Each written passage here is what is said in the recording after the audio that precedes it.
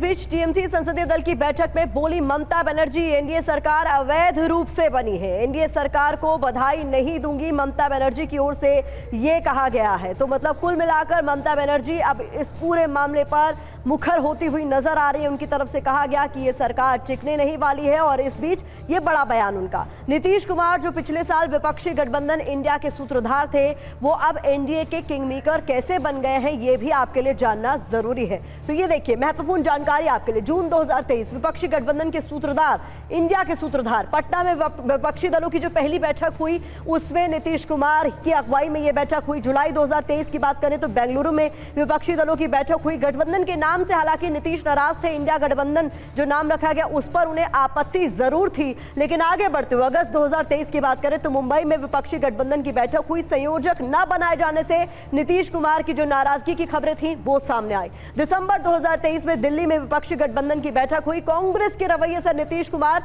नाराज बताए जा रहे थे। और अब आगे बढ़ते हुए बता दें आपको, जनवरी 2024 में एनडीए में लौटे नीतीश कुमार, मुख्यमंत्री के तौर पर उन्होंने 9वीं बार शपथ ली और इसको लेकर कई तरह की बातें कही जाने लगी। जून 2024 लोकसभा चुनाव में जेडीयू को 12 सीट मिली है। एनडीए में तीसरी बड़ी पार्टी का रुतबा जेडीयू ने हासिल किया है। और उसके बाद अब नीतीश कुमार को लेकर फिर से वही सवाल पूछा जा रहा है कि क्या नीतीश कुमार एनडीए के साथ बने रहेंगे। तमाम तरह की बातें शिवम कही जा रही हैं, लेकिन ये एग्जाम्पल भी तो हमने पेश किए हैं जहां पर साफ तौर पर पता लग रहा है कि नीतीश कुमार ही वो हैं जिन्होंने ये भी कहा था कि मर जाना पसंद करूंगा लेकिन बीजेपी पे जाना पसंद नहीं करूंगा।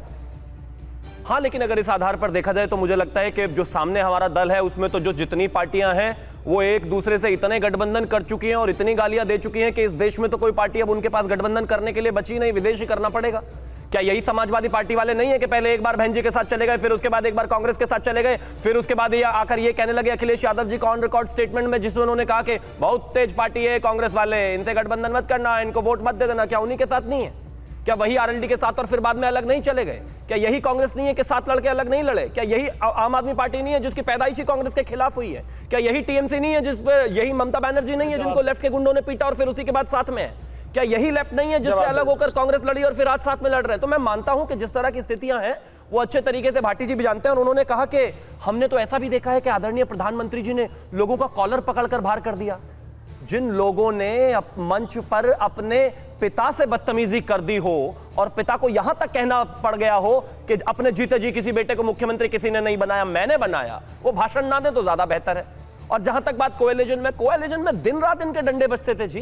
किस तरह से इंडिया अलायंस की बैठक में कुर्सियां चली, क्या ये देश नहीं जानता? अब आगे आते हैं, इन्होंने एक और चीज कही कि 4-5 चीजें हैं, चाहे वो अग्निवीर का विषय हो, चाहे वो यूसीसी का विषय हो, इस तरह की दिक्कतें हैं जो भविष्य में आने वाली है। मैं मानता हूं कि जो कोएलिजन करने वाले हैं, जिन्होंने एनडीए का हिस्सा बनना स्वीकार किया और जो बने, पूरे संभवतः कॉमन मिनिमम प्रोग्राम और सारी चीजों पर बात होने के बाद ही वो आगे बढ़े होंगे। सारी स्थितियां होने के बाद ही वो आज साथ में हैं और जीत कर आए हैं। और मैं मानता हूं कि उस तरह की कोई विषय नहीं। अगर केसी त्यागी जी ने यह कहा कि इस पर विचार करने की आवश्यकता है या इस पर बात होनी चाहिए, बात होगी, हमें कोई दिक्कत नहीं है। और मैं तो सिर्फ एक ही चीज से अंत करना चाहता हूं कि फिराक गोरखपुरी ने कहा था, न कोई वादा, न कोई यकीन, न कोई उम्मीद, मगर हमें तो तेरा इंतजार करना ही था। 5 साल बैठकर इनको आत्ममंथन, और हारे हुए आदमी के पास जो है उम्मीद के अलावा कोई सहारा होता भी नहीं है। उम्मीद है इनको कि हमारे साथ कुछ हो जाएगा। 5 साल बैठे, मेहनत करें, आत्ममंथन करें। और कांग्रेस की तो ये अपने इतिहास की तीसरी सबसे बड़ी हार है, तो बैक टू बैक तीसरी सबसे बड़ी हार कैसे हो गई, इसके लिए इनको इवैल्यूएट करने का समय है। 5 साल विपक्ष में बैठकर करें।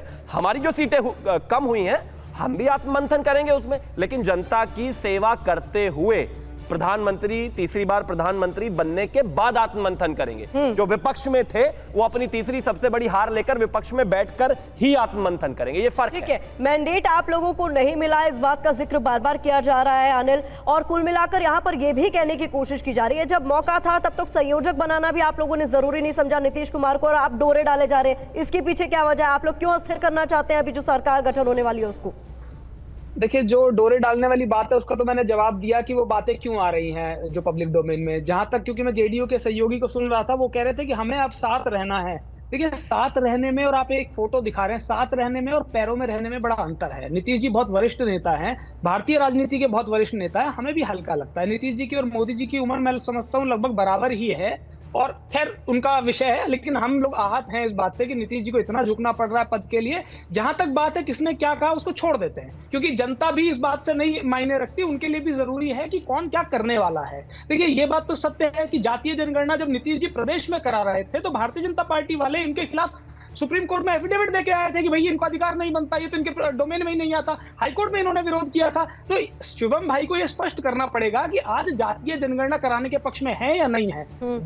नीतीश जी ने 50% का कोटा ओबीसी का और सारे जो रिजर्वेशन का है वो बढ़ा दिया। शिवम भाई से मैं आग्रह करूंगा कि यदि आरक्षण के पक्ष में उस जो 50% की लिमिट है आरक्षण की उसको बढ़ाने के पक्ष में है तो बताए क्लियरली। भाई मोदी जी ने 2014 में वादा किया था बिहार को स्पेशल स्टेटस मिलेगा और स्पेशल पैकेज मिलेंगे, आज तक ना तो पैकेज का पता ना स्टेटस का पता। और टीडीपी वाली बात भी गलत नहीं है, राजकुमार जी ठीक कह रहे हैं कि इनके मैनिफेस्टो में ये बातें थी। मुस्लिम्स के लिए जो आरक्षण है वो भी था, ईदगाह बनाने की बात भी थी, और जो हज हाउस है उसको बनाने की बात है। सरकारी ठीक है जी, सरकारी मौलवियों को सरकारी नौकरी तक देने की बात है। तो कल तक तो ये अगर ऐसी कोई बात होती थी तो मोदी जी कहते थे तो मुस्लिम लीग है। अब क्योंकि टीडीपी के साथ सरकार बनानी है तो आज इस पे चुप्पी साध रहे हैं। तो क्या देश नहीं देख रहा है ये दोहरा चरित्र? ठीक है शिवम, आपसे जवाब लूंगी।